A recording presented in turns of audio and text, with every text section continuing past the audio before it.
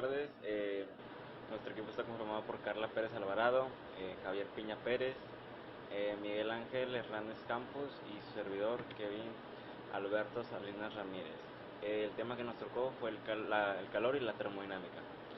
Y bueno, ¿qué es el calor? El calor es el proceso de intercambio de energía térmica que se refiere entre dos sistemas o un sistema y sus alrededores, debido a una diferencia de temperatura. También se denomina calor a la energía en tránsito que se reconoce solo cuando se cruza la frontera de un sistema termodinámico. Una vez dentro del sistema o en los alrededores, si la transferencia es de dentro hacia afuera, el calor transferido se vuelve parte de la energía térmica del sistema o de los alrededores, según sea el caso. Y bueno, ¿qué es la termodinámica?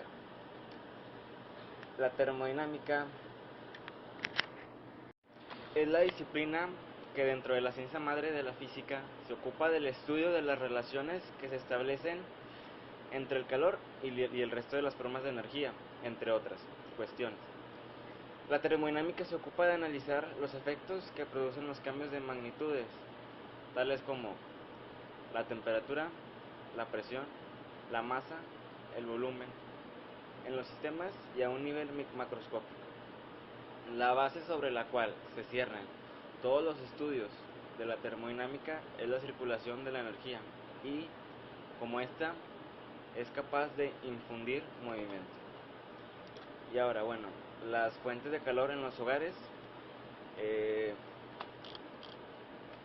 Existen diferentes fuentes de calor a través de los cuales nos podemos proporcionar el suministro de la energía necesaria para calentar nuestros edificios, casas o viviendas. Algunas fuentes de calor en el hogar serían la más importante, que es la electricidad, el gas natural, el gas butano, en ocasiones el gas propano, el gasóleo y la chimenea del hogar, entre otras más. Eh, las, las fuentes de calor en la industria sería la energía solar térmica. La energía solar térmica tiene un enorme potencial de aprovechamiento muy poco empleado hasta ahora. En el sector industrial. La energía solar térmica es capaz de proveer de forma natural y económica de parte del calor que la energía industrial necesita. La energía solar térmica es cada vez más utilizada a nivel doméstico para la obtención de agua caliente, sanitaria y como apoyo a la calefacción. Sin embargo, esta tecnología tiene también otro enorme potencial de aprovechamiento que ha sido muy poco empleado hasta la fecha en el sector industrial. La energía solar térmica es capaz de proveer de forma natural y económica de parte del calor que la industria pues necesita. Y otra de las fuentes de calor en las empresas sería, como ya lo decía anteriormente, en el hogar, es la electricidad, que es una de las fuentes de calor más utilizadas hoy en día en la vida cotidiana y así. Gracias.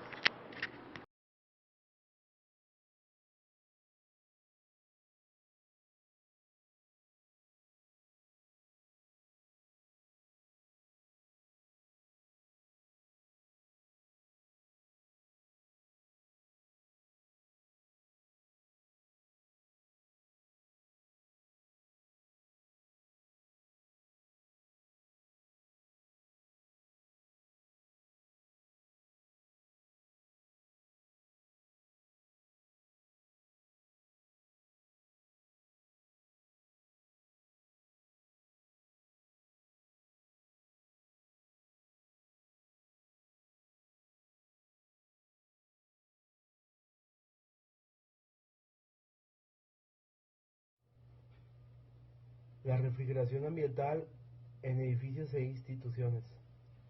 La refrigeración magnética es una de las tecnologías con mayor potencial comercial debido a sus ventajas ambientales y energéticas frente a los sistemas convencionales. Este artículo presenta los aspectos termodinámicos más importantes del efecto magnetocalórico, fundamental en el estudio de las transformaciones magnéticas y desarrollo de la refrigeración magnética. La refrigeración aprovecha el efecto magnetocalórico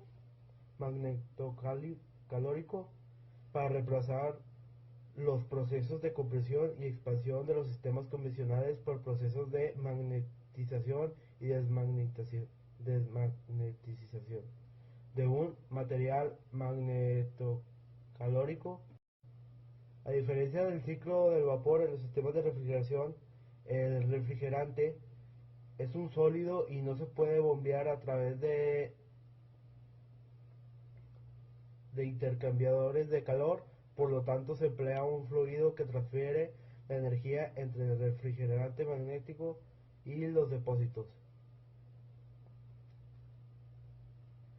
Este sistema de refrigeración presenta grandes ventajas ambientales y energéticas.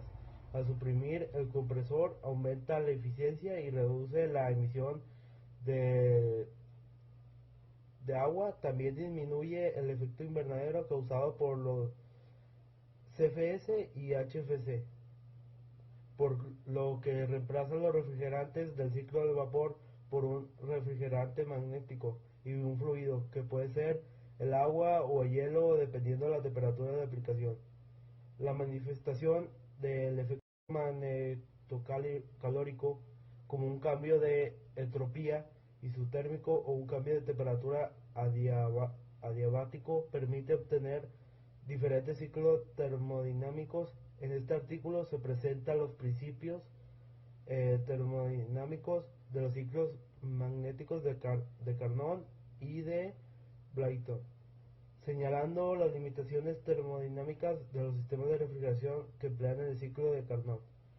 Adicionalmente se presenta la descripción del ciclo de la refrigeración magnética activa. El ciclo de Carnot se realiza en dos procesos de cambio de entropía isotérmico o un cambio de temperatura adiabático.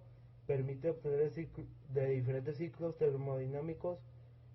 En este artículo se presentan los principios termodinámicos de los ciclos magnéticos de Carnot y de Blayton, señalando las limitaciones termodinámicas de los sistemas.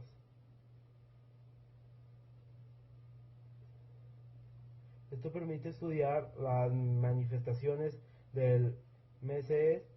La aplicación del ciclo de Carnot se restringe a temperaturas de 20 K y debido al aumento del calor cuando... A mí me tocó hablar sobre el calor y la termodinámica y a mí los fenómenos atmosféricos.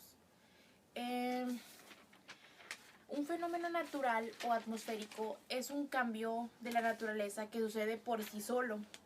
Son aquellos procesos permanentes de movimientos y de transformaciones que sufre la naturaleza y pueden influir en la vida humana, epidemias, condiciones climáticas, desastres naturales, etc. Yo voy a decir algunos tipos de fenómenos. El primero es la lluvia. Es la precipitación de agua que cae a la tierra desde las nubes, que son concentraciones de vapor. Entonces la lluvia se forma por el ciclo del agua. O sea, llueve, el agua se evapora, sube, llueve, así es el ciclo del agua, por eso se forma la lluvia. Viento. Este fenómeno atmosférico se debe a los movimientos de aire provocados por las diferencias de temperatura y presión atmosférica. Cuando la presión atmosférica cambia, pues se producen vientos fuertes. No, pues todos hemos visto como hay mucho viento. Nieve es un fenómeno meteorológico que solo se produce cuando la temperatura de la atmósfera es inferior a 0 grados centígrados. La nieve se produce cuando llueve y la temperatura es inferior a 0 grados centígrados, que es el punto de congelación del agua. O sea, está lloviendo y estamos, no sé, a menos 2 grados y el agua se va a convertir en nieve, se va a congelar. Huracán es un fenómeno meteorológico consistente en una tormenta tropical que se forma en el mar, caracterizado por la potencia de sus vientos superior a 120 kilómetros por hora.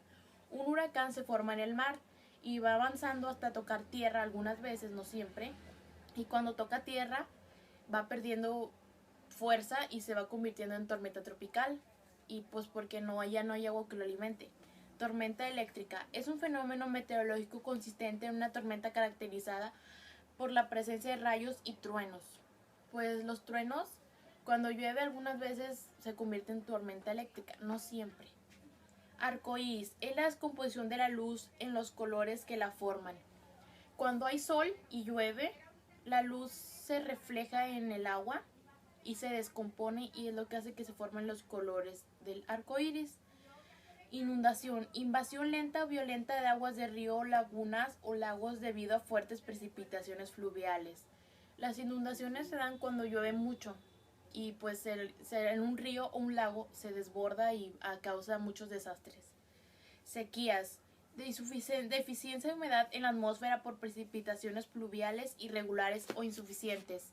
Las sequías, pues eso causa más daños en las zonas rurales y en las zonas de aquí como Monterrey también, porque pues no hay suficiente agua, en las presas se secan y causan más daños en las zonas rurales porque pues ellos tienen sus animales y los alimentan con